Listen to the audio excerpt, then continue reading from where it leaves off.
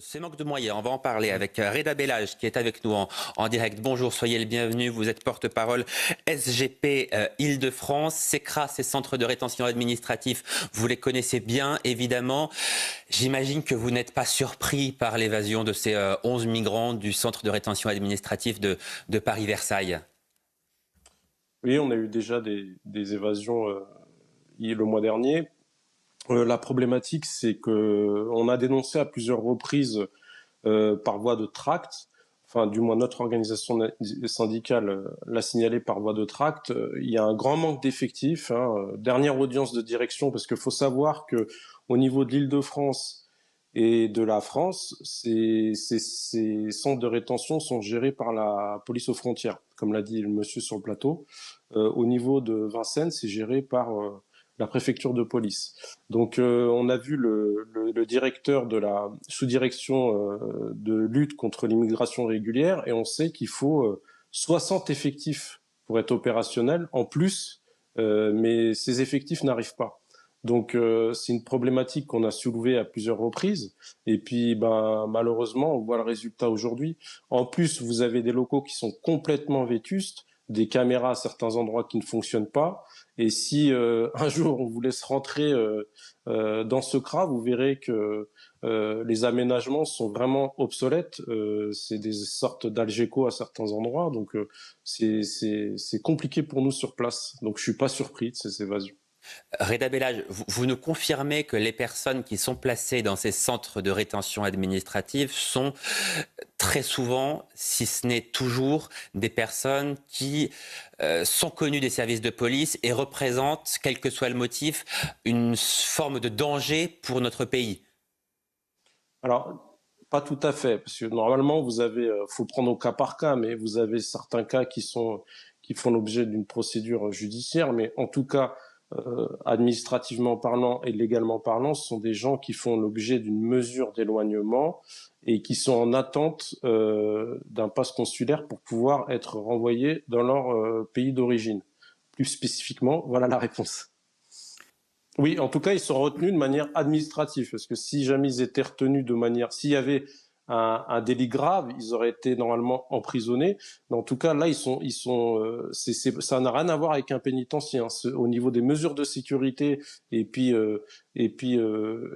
ces gens-là ont le droit de sortir, ils restent dans le centre de rétention, mais ils sont libres de se restaurer au moment où ils veulent. Ça n'a rien à voir avec une configuration par rapport à un centre, comment dire, à une prison. Rien à voir, absolument rien à voir. Il faut savoir que ces 11 individus qui sont évadés, tout de suite, les policiers ont émis des fiches de personnes recherchées. Le but maintenant, aujourd'hui, c'est d'essayer de les retrouver, de les interpeller. Hmm. Vous dénoncez évidemment, j'imagine, auprès du ministre de l'Intérieur, ce manque de moyens criant dont vous nous parlez au sein de la police, au sein de ces centres de rétention administratifs. 2000 places aujourd'hui dans ces CRA, on nous en promet 3000, mais ce sera encore loin de ce qu'il faudrait pour travailler de manière efficace. Quand vous dénoncez ce manque de moyens au ministère de l'Intérieur, quand vous rencontrez Gérald Darmanin par exemple, qu'est-ce qu'on vous répond ? Écoutez, moi je vais parler je préfère rester sur le CRA le centre de rétention administrative de Vincennes. Je sais que nous, le directeur, lui, essaye de faire le maximum pour obtenir des effectifs. Comme je vous l'ai dit à la dernière audience, on nous a dit qu'il manquait 60 effectifs. Moi, je sais que vous avez aussi des services d'investigation qui gèrent les OQTF, qui procèdent on va dire aux interpellations entre guillemets, parce que ça reste administratif, aux interpellations. Ils font des dizaines d'interpellations sur chaque département, que ce soit Paris et sa petite couronne, tous les jours. On tourne autour de 30 interpellations par jour chaque matinée. Les collègues font un travail de fou même eux, ils sont en manque d'effectifs. En tout et pour tout, dans cette sous-direction, il nous faudrait aujourd'hui 100 effectifs de plus. Je l'ai déjà dit sur le plateau de CNews, au moment du note de la loi immigration, on en parlait, il nous manque 100 effectifs. Donc le problème, c'est qu'ils sont gérés par la direction de sécurité de police de l'agglomération parisienne et que cette direction déjà est en sous-effectif. Cette direction, elle doit fournir des effectifs pour les polices secours, et elle doit fournir des effectifs pour les brigades anticriminalité, pour l'ensemble des services de la région, de la petite couronne, de la région parisienne. Et pour nous, c'est une nécessité aujourd'hui que les services d'Île-de-France ils soient renforcés pour qu'on puisse combler toutes ces problématiques. On l'a vu, même si c'est pas le sujet, excusez-moi, j'en ai parlé tout à l'heure sur CNews aussi également, on le voit avec Meaux, où vous êtes sollicité aussi pour les violences intrafamiliales. Aujourd'hui, la police, elle est à bout de souffle.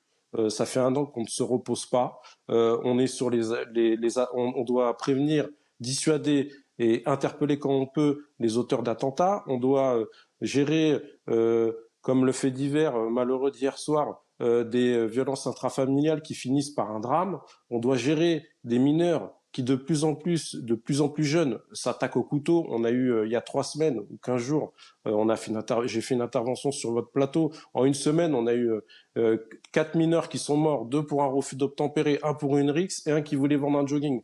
Je pense qu'à un moment, il va falloir se poser la question et se dire, ok, va falloir mettre un budget, mais il faut recruter beaucoup plus de policiers. Et puis, il faut pas oublier que l'Île-de-France est la région la plus criminogène de France.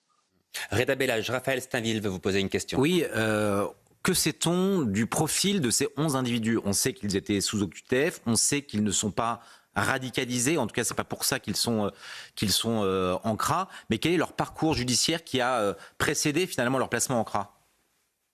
Et je suis désolé, c'est pas dans mes prérogatives de vous donner ces informations-là. Comme vous l'avez dit, tout ce que j'ai le droit de dire, en tout cas, même si je suis exempt du devoir de réserve. Mais tout ce que je peux vous dire, c'est que ces individus ne sont pas connus pour radicalisation. Ils sont sûrement connus pour certains pour des délits graves ou pas. Ça, je suis pas en capacité de vous le dire, puisque je pense qu'il y a une enquête qui est en cours et ce serait déplacé de ma part de donner ce genre d'informations.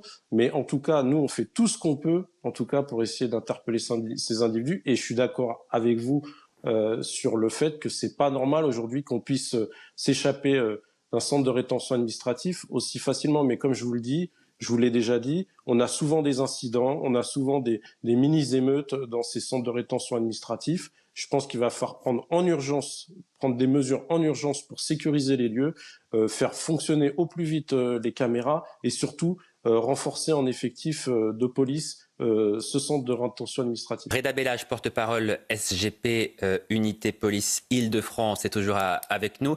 Est-ce qu'on a une chance de les retrouver, ces migrants, en réalité, ou c'est peine perdue? Non, je pense que on peut les retrouver. Il suffit on va avoir sûrement des réquisitions du procureur pour pouvoir effectuer des contrôles d'identité et puis dans les secteurs et puis aussi sur les lieux fréquentés par les individus, puisqu'il va y avoir des investigations, on va voir d'où sont originaires les individus, où ils sont logés, et puis les gares à proximité ou le retour au domicile ou chez les gens qui les hébergeaient vont nous permettre de pouvoir procéder à leur interpellation. Après, sur ce qu'a dit le préfet, je tiens à saluer son passage parce que je pense que c'est important. La police a besoin d'être soutenue. Je trouve que c'est important que le préfet de police soit passé voir nos collègues.